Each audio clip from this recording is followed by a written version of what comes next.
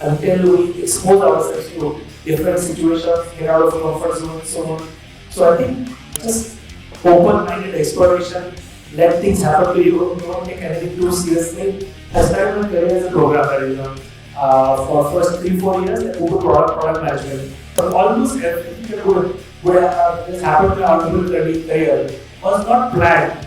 For example, Myntra because this happened randomly because I was visiting a lot of malls in India in the late 2000s, and somewhere the idea of pivoting to fashion started from there. When you move from one thing to other, you are not going to get really good at something, and that's okay. But that's a conscious trade-off you are making. Just exploring bunch of things versus going deep. At some point, you have to go very deep. I think true mastery requires probably 10 to 20 years how we consume information. And there's so much available online, from books to podcasts to lot of blogs. You know that 9 out of 10 things you will not win, but you will not feel too bad about because you understand. It's more about the journey and not about the outcome. And just really enjoy the privilege of having to create something.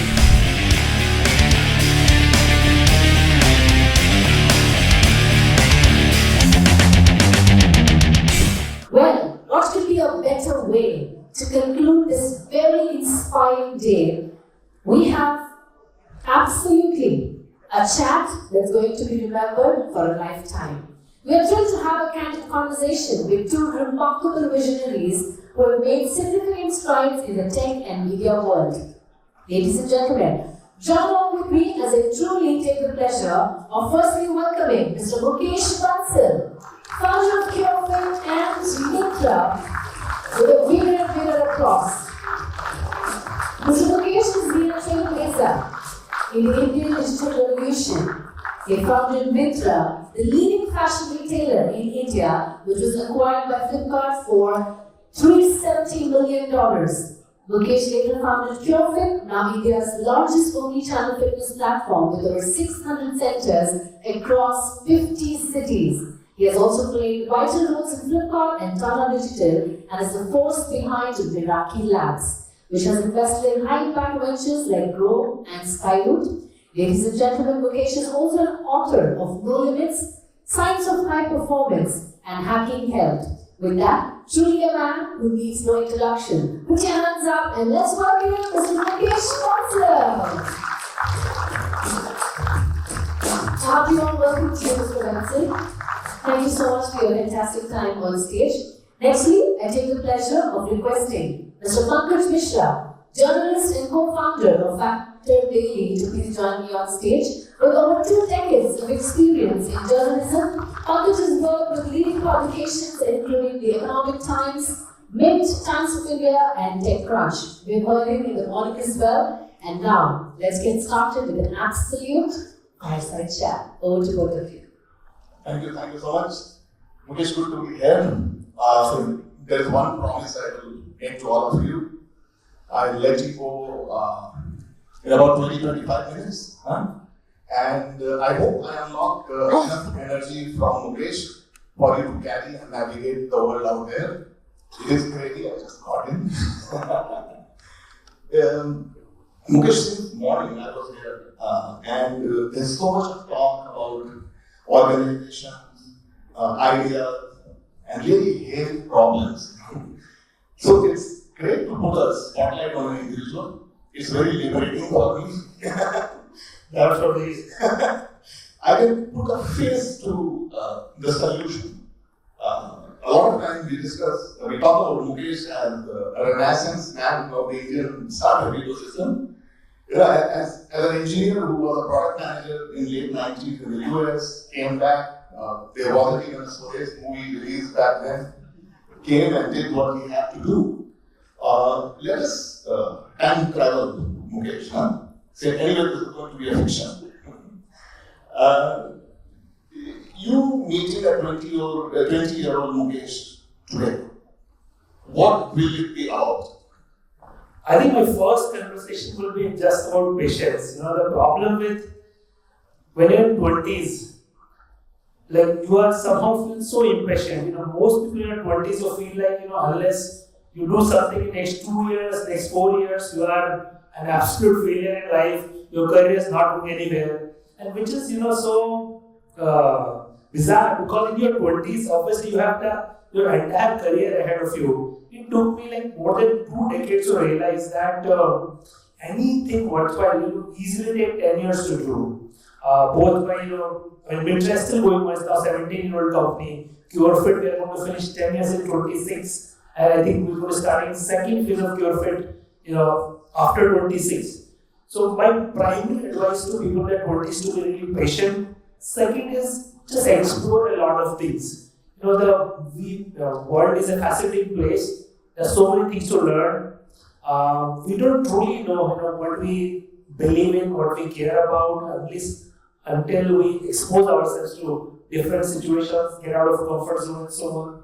So I think primarily, just navigating 20s as just open-minded exploration, let things happen to you, don't take anything too seriously, and slowly, just orient yourself to planning your career in the long term as opposed to thinking about as a first job is the most important thing. Start a company in your early 20s, your first company doesn't work. For me, I did try to start a company in my 20s. I was 23-year-old. I went from Chicago to Bay Area and I was basically living out of friend's couch. But the company didn't go anywhere. In 6 months, I was absolutely clueless. I had no idea. And it's only after I worked for a bunch of startups that I started to get some ideas. Despite that, we made so many mistakes throughout both Myntra and Curefit journey. I recently talked to someone and I was saying, I think last 17 years there are probably only 3 or 4 good years. Other 13, 14 really bad years. It's just that those good years, they are able to mask all the bad years. So there are a couple of things to think about in your 20s.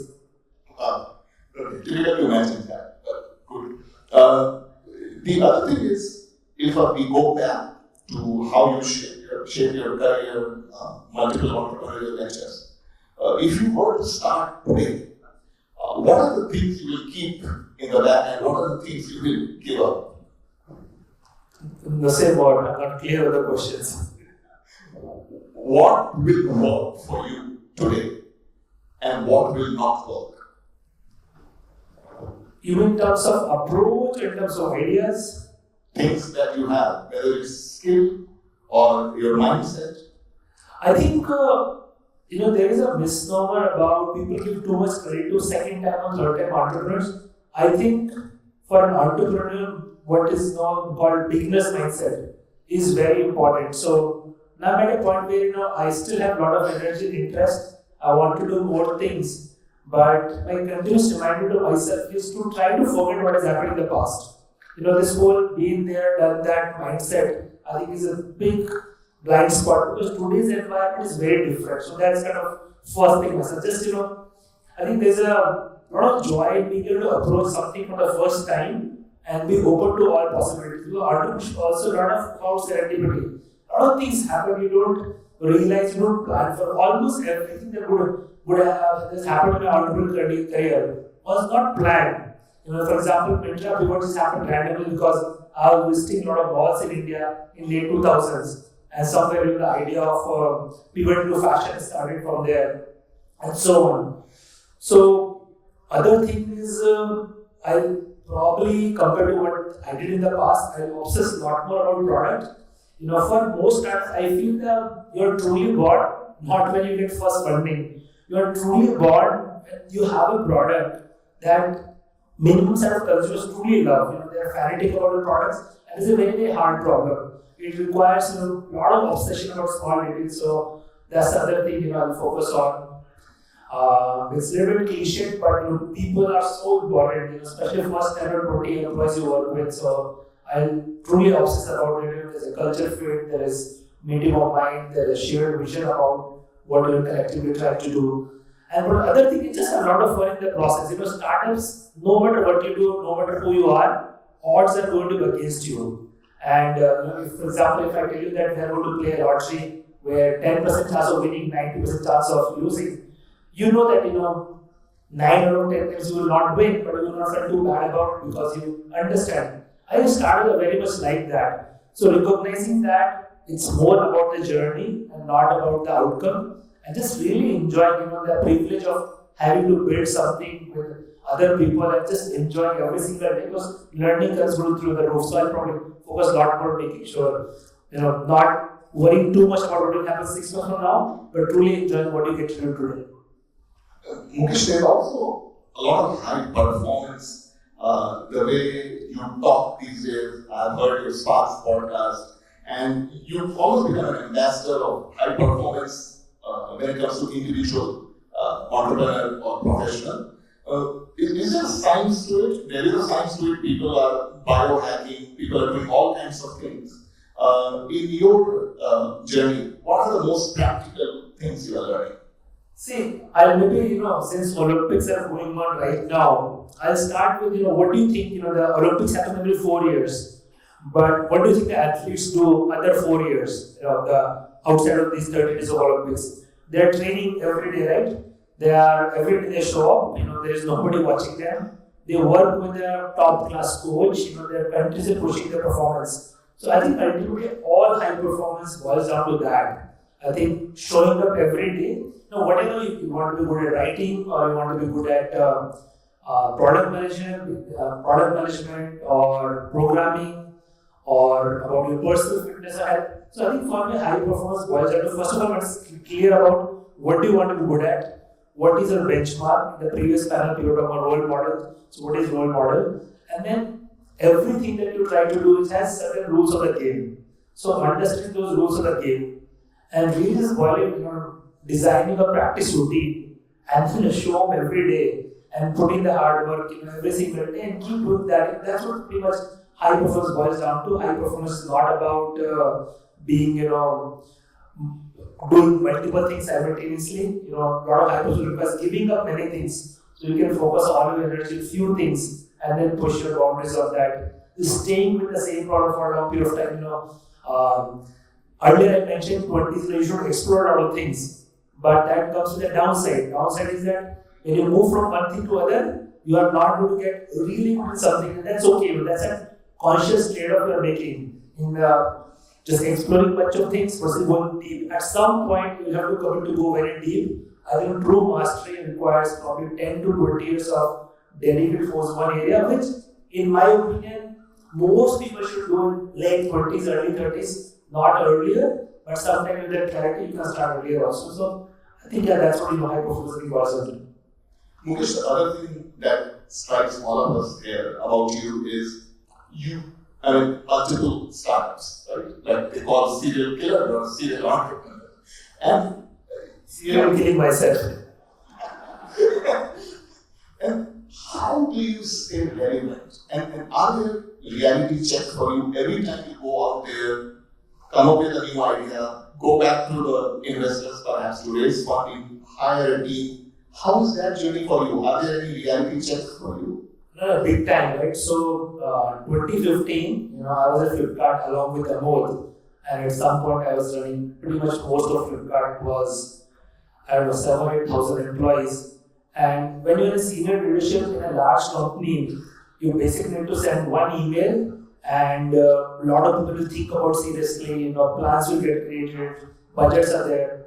And then I moved on to Flipkart, I started Curefit, and first day, me, Ankit, and a couple of more people, we show up in this house with one room, and nothing was happening yet. There's no one to send email to. And it's very frustrating, just even for a simple thing as if there's a mail on the door, then you need to go outside, receive courier, sign for it, and figure it out. So I think, people who want to especially go back into entrepreneurship, realizing that going from senior leadership role back to early starting to roll up your sleeves and just be at the ground level, that transition can be fairly unnerving.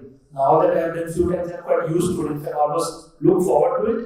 But that transition could be something you can easily find yourself unprepared for.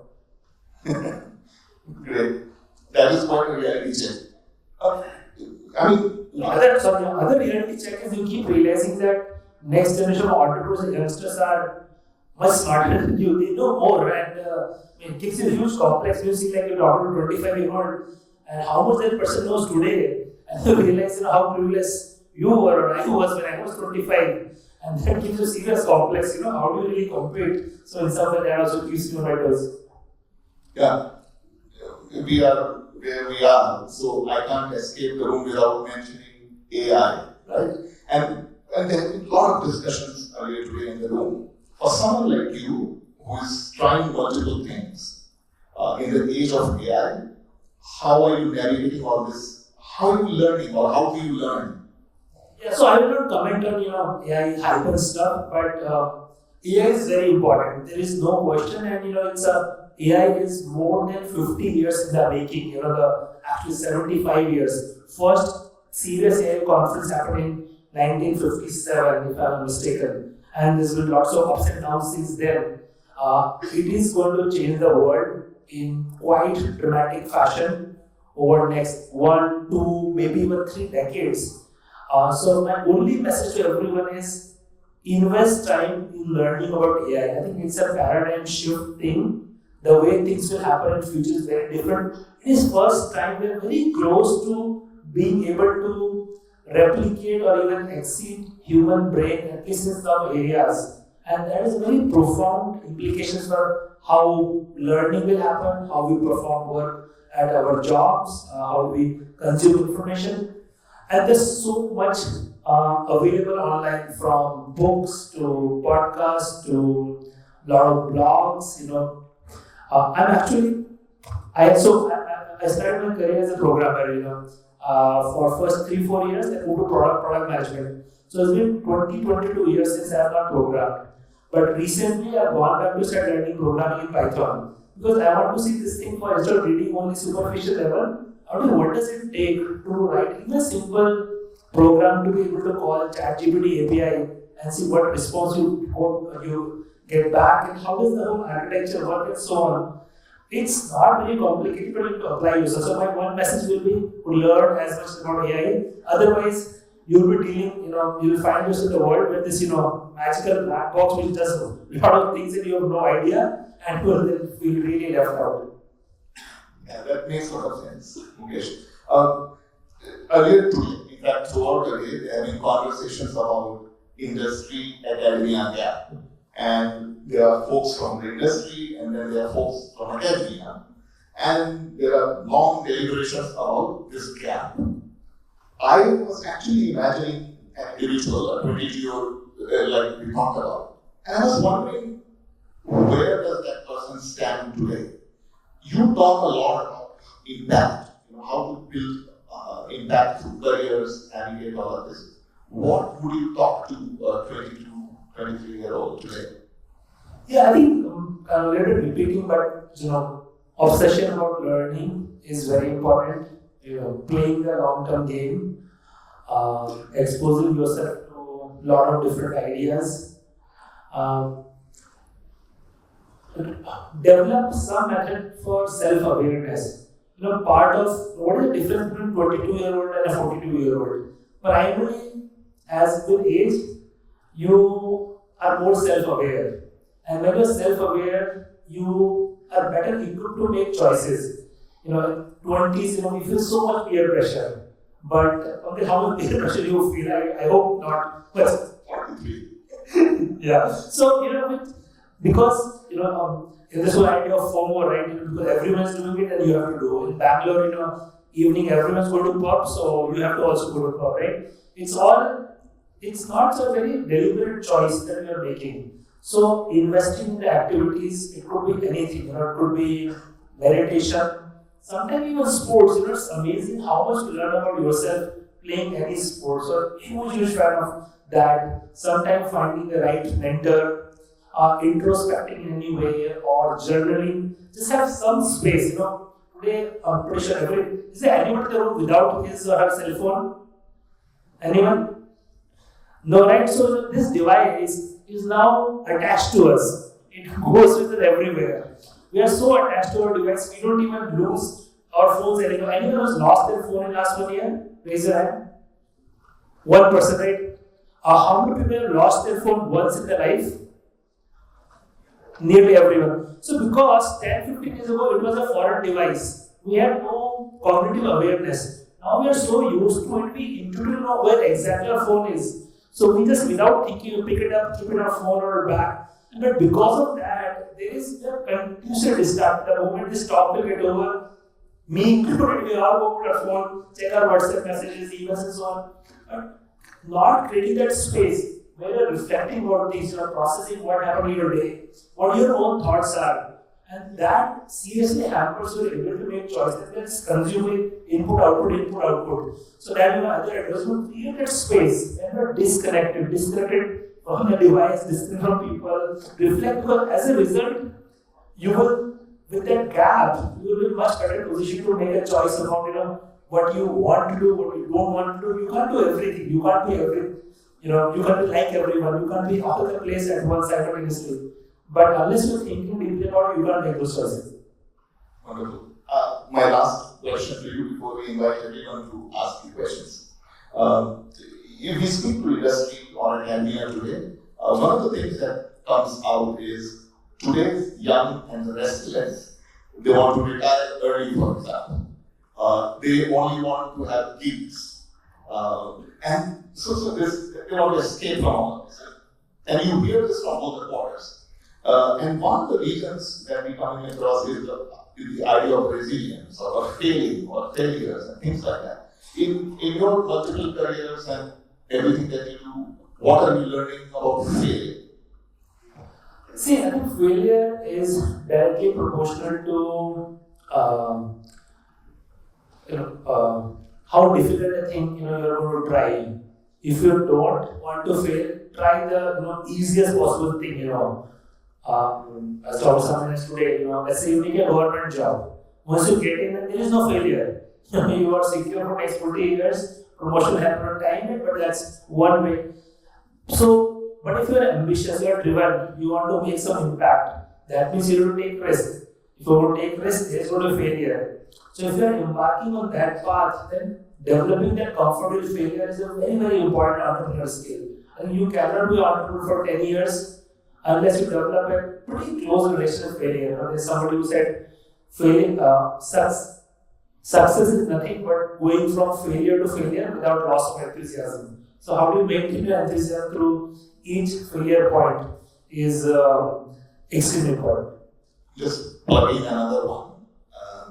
Because you have built multiple teams over decades, what has changed when you are meeting someone to hire? Is your compass still the same, or have you added anything to your questions? What is it like?